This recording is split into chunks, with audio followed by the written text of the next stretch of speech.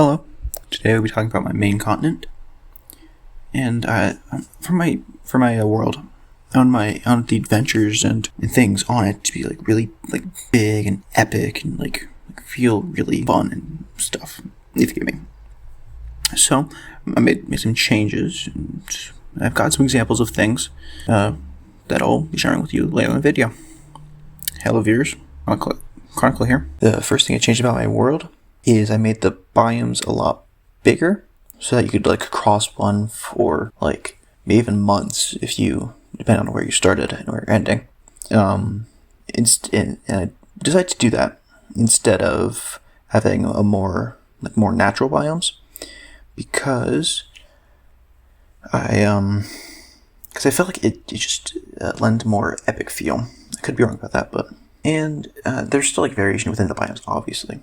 The southern plains area is it's not just rolling hills the whole time. There's gonna be large forests and things, but it's the biome type is plains. Along with the large biomes of the main continent, I've also created some examples of animals, plants, and materials that are on it. The first is the bone walker, which has the scientific name of Thanatomycin marionetta. So the basic concept of it, that's a fungus that controls and reanimates dead skeletons.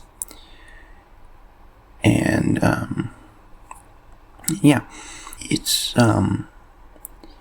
migratory and usually lives in the desert, although they do wander outside down into the plains, usually very rarely up into the tundra part, but occasionally.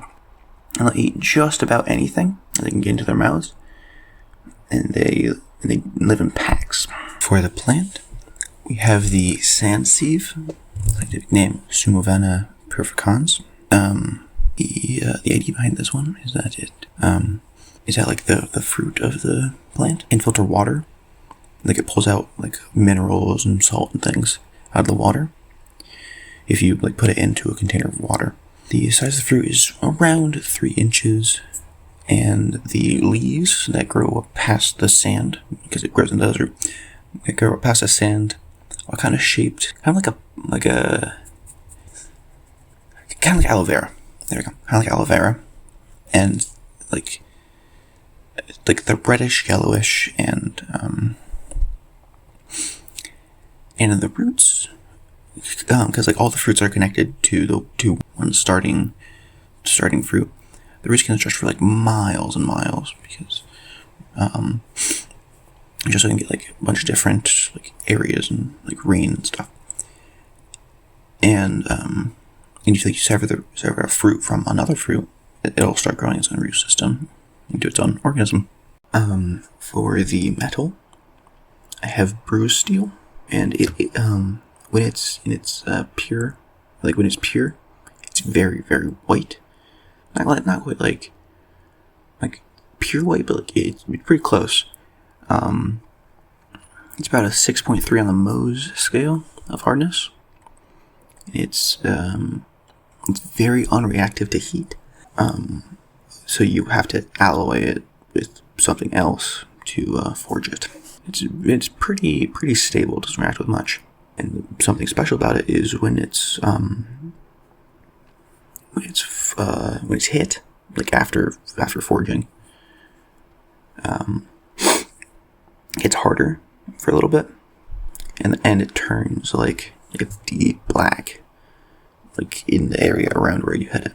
And it's usually used for forging armor, because it's what it's best suited for.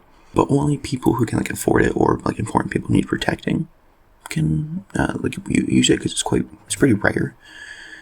It's quite valuable. I made some templates for my flora, fauna, and natural resources and things, because it helps it be consistent, and it just helps me write things down easier.